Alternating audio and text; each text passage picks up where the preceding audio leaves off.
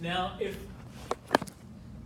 when we start thinking about this a little bit more, so here's object 1, here's object 2, and we're saying there's going to be a fulcrum like right about here.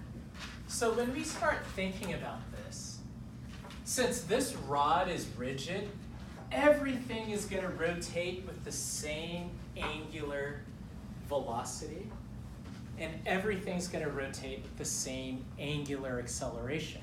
Because what's happening on this mass and this mass, they sweep the same angle in the same amount of time. So the angular velocity and angular acceleration will be the same. The linear velocity and the linear acceleration will be different because, remember, that linear acceleration is dependent on radius and angular acceleration. If your radius changes, even though you might have the same angular acceleration, you'll have a different linear acceleration for that. So for this, we're finding both angular acceleration and linear acceleration. So to do this, I'm going to make use of Newton's second law for torques, which says the net torque acting on a system is equal to the product of the system's rotational inertia and its angular acceleration. So for this system, since I'm going to need to figure out some torques, I'm going to need to figure out what the forces are. So mass 1 has a weight. So this is the force of gravity on mass 1. Mass 2 has an equal amount of weight. Force of gravity on mass 2. The rod has a weight that's half of these weights, and it's also from the center of mass of the rod. So this is the force of gravity on the rod. So if I were to just write those down, this is just mg, 0.50 mg. There's another force acting on this collection of objects, and that's the force of the fulcrum. Normal force. Yeah, it's a normal force. So the normal force, I'll just have that drawn going straight up, and I'll just call that the normal force. Okay, so a couple more bits of information. We know that this distance is length 1. We know that this distance is length 2. So L1 is equal to, what, 20 centimeters? Yes. L2 is equal to 80 centimeters, which is, what, 4 times length 1?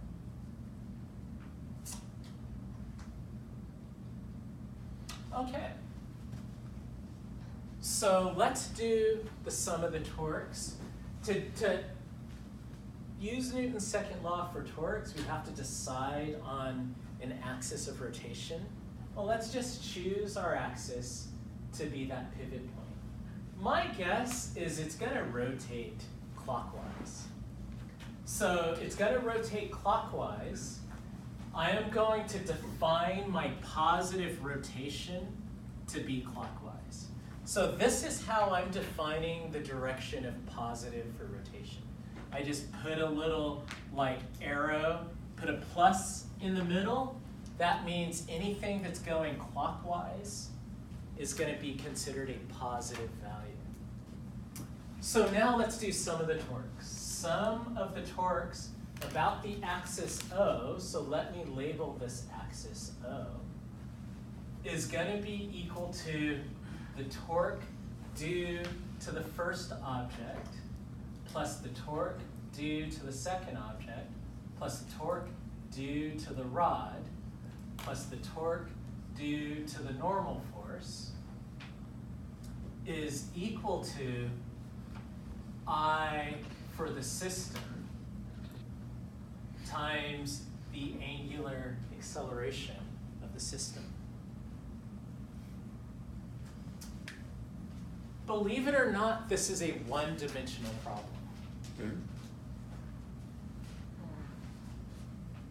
Let me show you how. So if we look at the torque due to this force, notice how it would cause a counterclockwise rotation.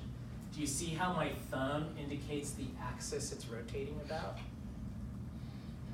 If we look at the torque due to these two forces, notice how it's rotating about the exact same axis, just in the opposite direction. This force has a counterclockwise torque. This force has a clockwise torque. But the axis is the same. This is one axis. So this is a one-dimensional problem about my thumb. Since it's one-dimensional, instead of talking about the vectors, let's just look at the magnitudes of these, and we'll use plus and minus to indicate direction, where from here, clockwise is going to represent positive. So this is what I'm going to do. This is going to be the torque due to 1. This is going to be the torque due to 2. The torque due to the rod, the torque due to the normal force is equal to I of the system, I of the first one, I of the second one, I of the rod, because you got to sum up everything. Oh, and I guess I should just say our system is just the system of 1, 2, and the rod. I of the rod times the angular acceleration of that system. So here, I'm just summing up all the rotational inertias, but here, I deliberately left the plus and minus out. The reason why, since we are turning this into a one-dimensional problem, I'm going to have to add a plus or a minus sign to indicate clockwise or counterclockwise rotation. Okay, so let's see here. Torque due to the first object. So notice this first object would cause a counterclockwise rotation. According to my coordinate system, is counterclockwise positive or negative? Negative. Negative. So this is a minus. These are going to be magnitudes, but that in front's a minus. What about the torque due to object 2? Positive. What about the torque, what about the torque due to the rod? Positive. What about the torque due to the normal force? Zero. Why? Yes, why? This is up. That's not why. That's not why. Because its radius is 0? Its radius is, its distance from the rotation axis is 0. Because remember, magnitude of torque is the magnitude of the distance, magnitude of the force, times the sine of the reference angle between them. As Larry said, it's 0 distance. So for now, I mean, we know this is going to be 0, but for now, I'm going to leave it in there, just so my next step, you'll see that it's 0. But we know it's going to end up being 0. All right, so torque due to the first object. That's the first object's distance from the axis of rotation times the magnitude of the force, sine of the reference angle between, R and the first object. That reference angle is, wow, I'm just burping today. So this reference angle is just the angle between, so here's the radial axis for force 1. So this radial axis for force 1, this is R1, but we're calling R1 is going to be equal to L1. And the angle is 90 degrees. Then for object 2, so its distance from the rotation axis times its force times the sine of its reference angle with its own radial axis. So object 2 has its own radial axis. There it is right there. The reference angle is also 90 degrees. And this distance from the axis of rotation is what we called L2. So this is 90 degrees. Then the rod. So the rod's distance from the axis of rotation times the rod's weight or gravitational force times the sine of the reference angle between the rod and its radial axis. So the rod shares the same radial axis as the second object. Its reference angle is 90 degrees as well.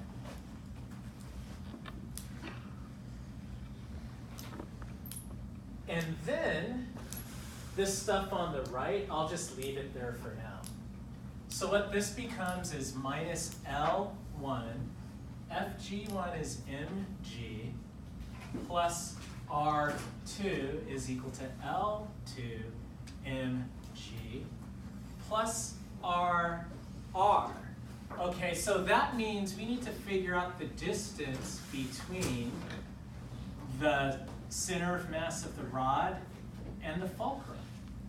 Well, we could assume that the rod balances right in the middle of right in its geometric center if nothing else were attached. We know this distance is 20 centimeters. This distance is 50 centimeters. So what should this distance be?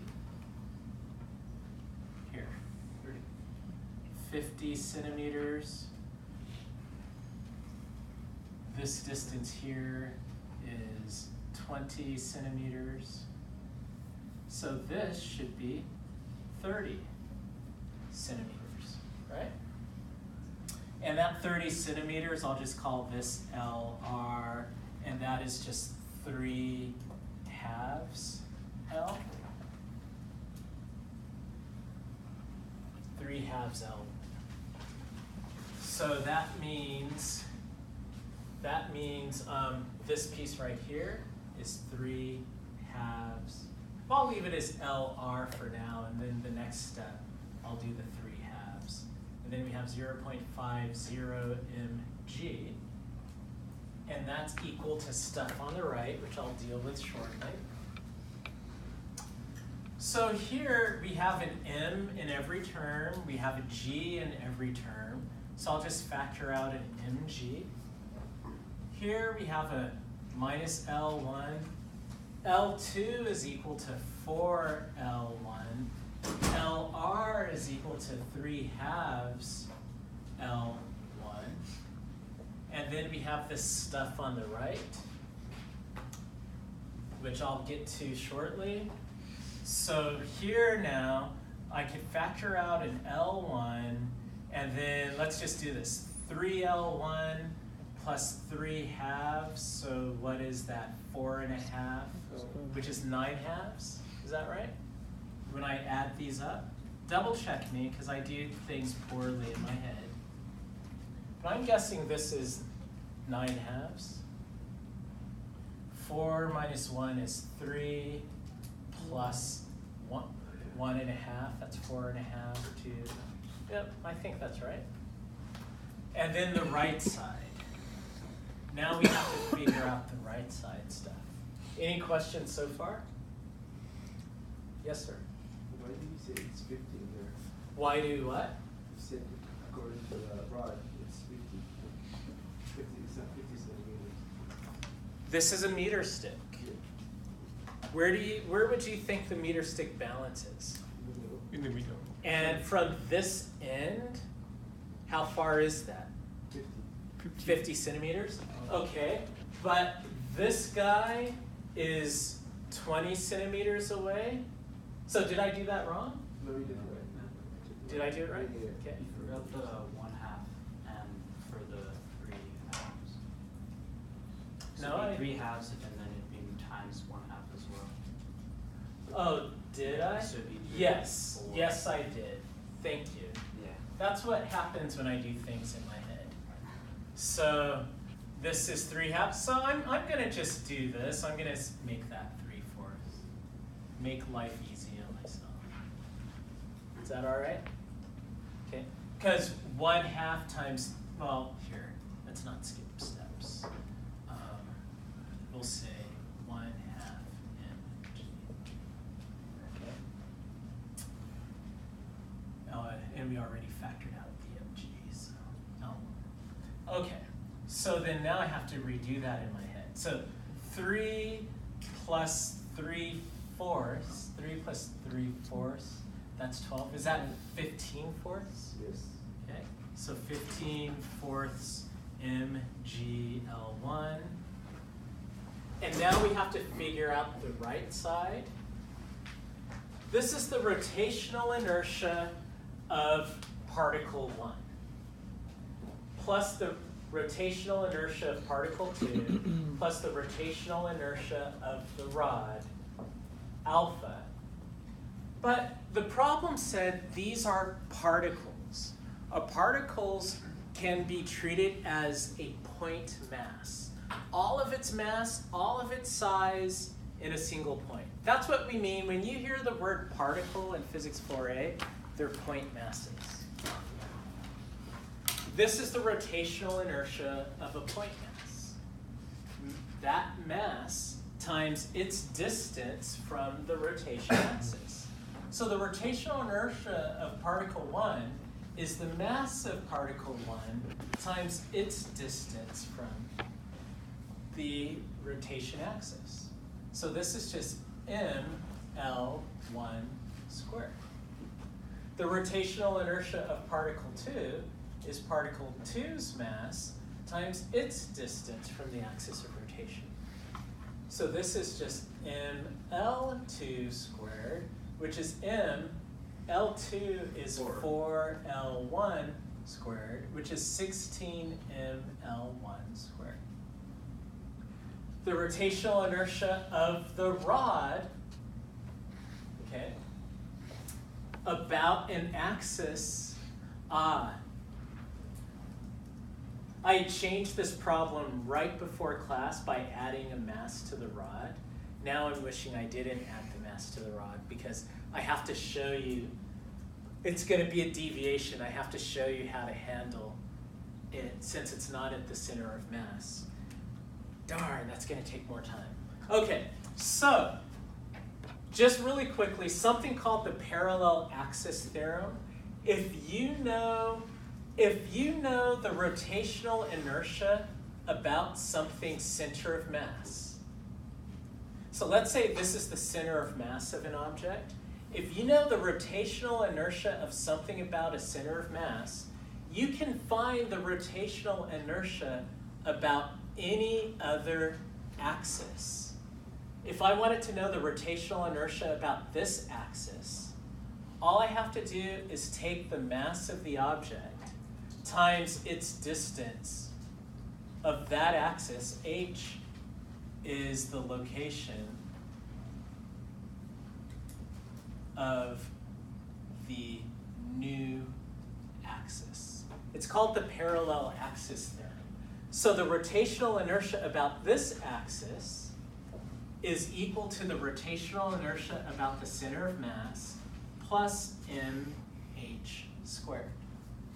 So applying that to the rod is the rotational inertia of the center of mass of the rod plus the mass of the rod times the rod's times the distance the rod is from the balance point, which we said is 3/2 L1. So rotational inertia of a rod. Oh, well, that's in the table. I know what it is. I just wanted to show you. Rotational inertia of a rod is equal to 1/12 mass of the rod times the length of the rod squared.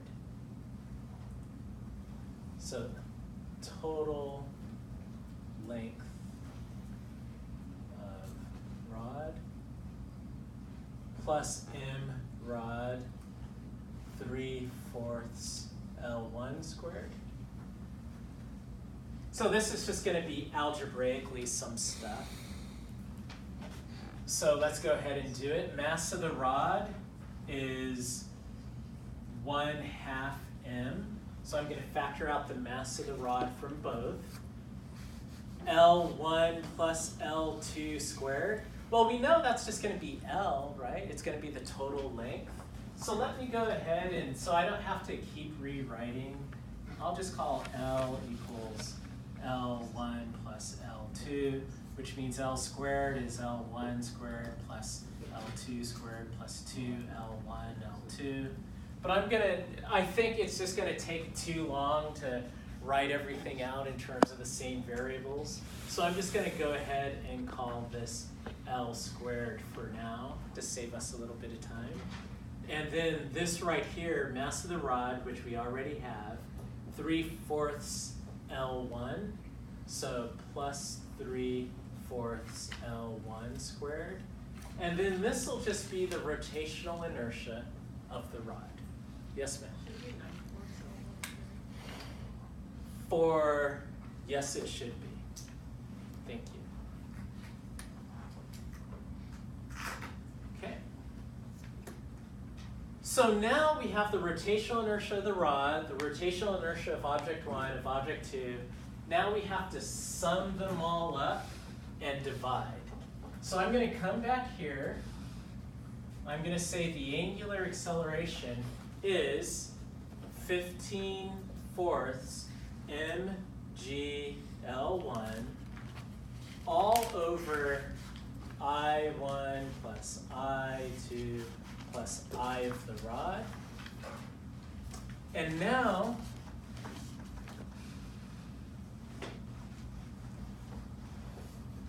we have alpha equals 15/4 mg/L1 all over I1, I2, and I of the rod, which is 1/24 m L squared plus 9/4 L1 squared. And obviously we can get L1 in L in terms of L1, but I don't want to take too much time because at this point it's just algebra. So I'm going to leave it like this to save a little bit of time and to say that the rest is algebra.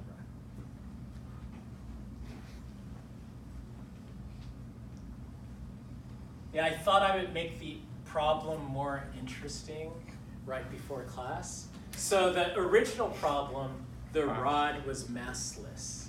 I was like, that's not a real world problem. Let's show them what would happen if there's mass.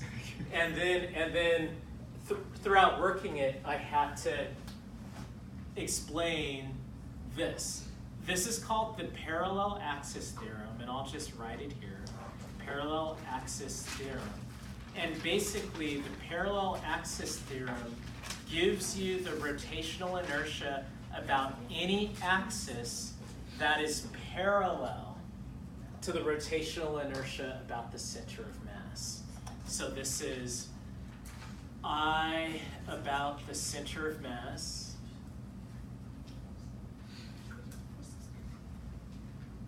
This is, again, the distance, the parallel axis is to the center of mass.